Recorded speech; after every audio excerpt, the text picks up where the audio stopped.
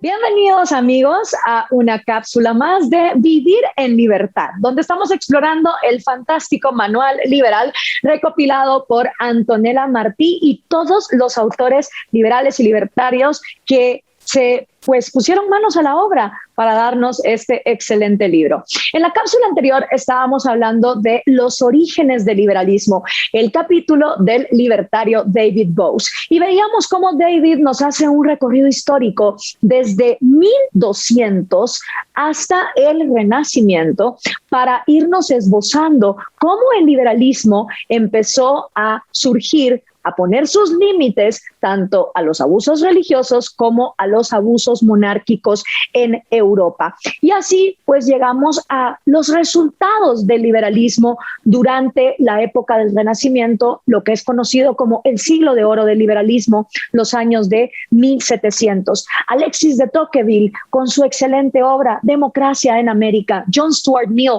publicando su ensayo sobre la libertad, Herbert Spencer sobre la estática social, son uno de los primeros autores que empiezan a ver los orígenes y los resultados de la primera nación en el mundo que pone por escrito que los individuos no son borregos de sacrificio ni de un gobierno, ni mucho menos de una religión. Estamos hablando de Estados Unidos. Y ahí estos autores empiezan a tirar ideas como todo hombre posee derecho a reclamar el mayor grado de libertad para ejercer sus facultades, siempre que esto no impida disfrutar de la misma libertad a todos los demás hombres. La ley, igual que la libertad, se aplica abiertamente a toda raza, tanto hombre como mujer. Si bien es cierto que Estados Unidos nació con esclavitud y donde las mujeres todavía no eran libres, por ejemplo, para votar, es verdad que al ponerlo por escrito se abre la brecha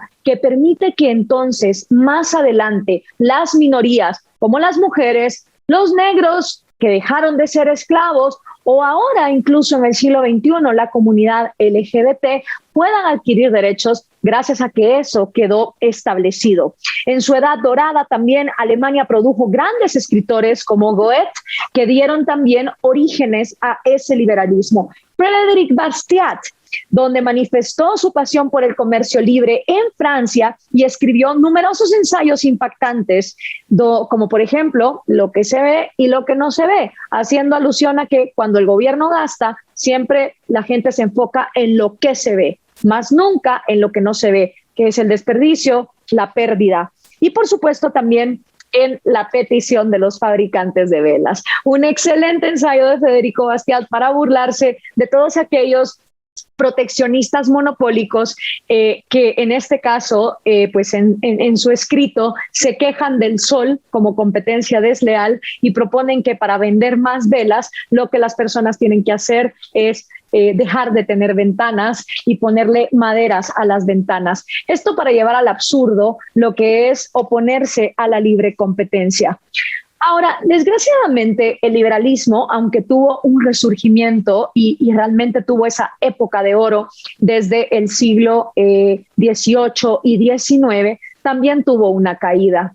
El siglo XX fue fatal para el liberalismo. Desde la entrada de la Primera Guerra Mundial, la Gran Depresión de 1929, la Segunda Guerra Mundial y la Guerra Fría, no se vio con buenos ojos eso de tener gobiernos limitados o a las religiones separadas de las decisiones del Estado. Y nadie podía creer que teniendo grandes amenazas como las que se dieron en la Primera y en la Segunda Guerra Mundial, fuese posible el hablar de un gobierno limitado o de economías libres de cualquier otra cosa que no fuera la guerra.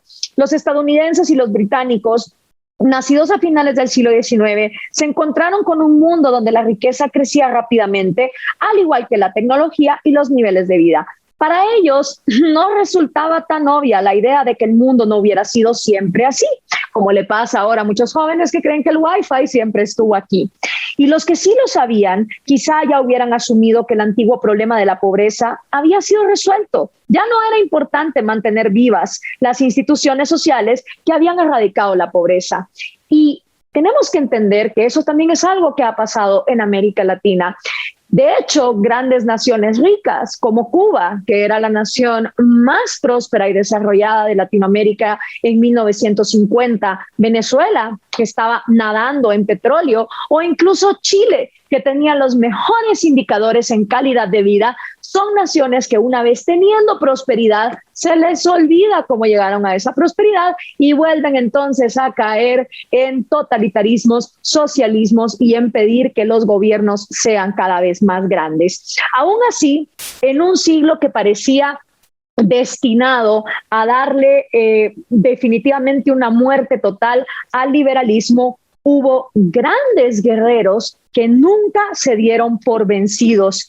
Entre ellos, por supuesto, los exponentes de la economía austriaca, que teniendo el fascismo, el nazismo y las grandes depresiones económicas en Europa, nunca dejaron de luchar por hacerle entender a las personas que los precios deben fluctuar para que cada individuo libremente pueda decidir lo que le conviene. Es así el caso de, por ejemplo, el libro demoledor de Ludwig von Mises, titulado Socialismo, en 1934, con su análisis económico y sociológico, demostrando la inviabilidad de esta ideología debido a que la propiedad privada y el sistema de precios eran elementos indispensables para poder crear valor. Friedrich Hayek, que se volvió un premio Nobel de Economía en 1974, también con sus ideas de el orden espontáneo, hicieron grandes aportaciones para ponerle un freno a estos totalitarismos. Incluso su obra cumbre,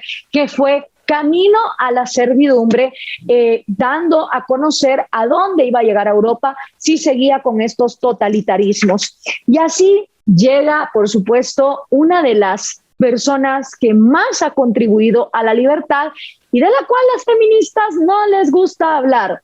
Estoy hablando de la filósofa rusa, estadounidense por convicción, Ayn Rand. Ayn Rand, con sus obras El manantial y La rebelión de Atlas, fue capaz de poner no solo la economía, sino todos los valores y principios morales que colindan entre sí en una sociedad, desde cultura, sexo, política, luchas personales, luchas de clases, incluso familiares, en obras que a través de su narrativa y de sus personajes pudieron darle carne y vida a los principios del liberalismo. Ayn Rand demostró la importancia de la inmigración, no solo para la sociedad de Estados Unidos, sino también para el desarrollo del liberalismo en ese país. Le preguntaron en una de sus conferencias, ¿qué puede importarnos lo que piense una extranjera? A lo que ella respondió con su habitual pasión: yo escogí ser estadounidense. ¿Qué ha hecho usted, aparte de nacer? Y así, el liberalismo siguió avanzando en un siglo enemigo de las libertades y lo siguió haciendo siendo duro en decir que la función del gobierno es proteger los derechos individuales contra los agresores extranjeros y los coterráneos que nos matan, violan, roban, asaltan o defraudan.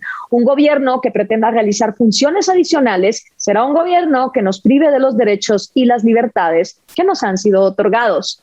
En la actualidad se acusa al pensamiento liberal de rigidez y dogmatismo, pero conviene recordar que el liberalismo es simplemente un marco estructural básico para las sociedades en las que los individuos libres puedan convivir en paz y armonía mientras persiguen lo que Jefferson denominó la propia búsqueda de su ocupación y de su perfeccionamiento.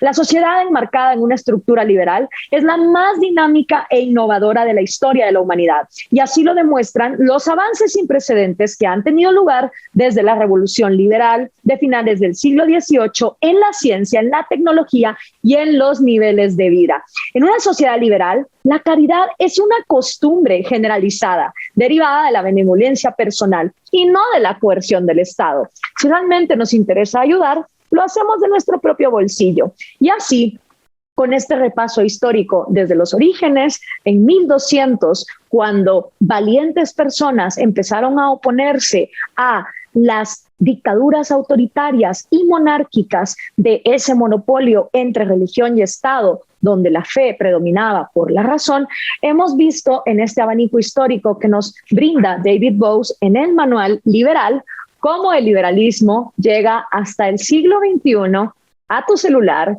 para darte unas opciones que son distintas de lo que tanto la izquierda colectivista de tu bolsillo y muchas veces la derecha mercantilista, tradicionalista, que es colectivista de sus principios morales y religiosos, se rompe con el esquema de la libertad.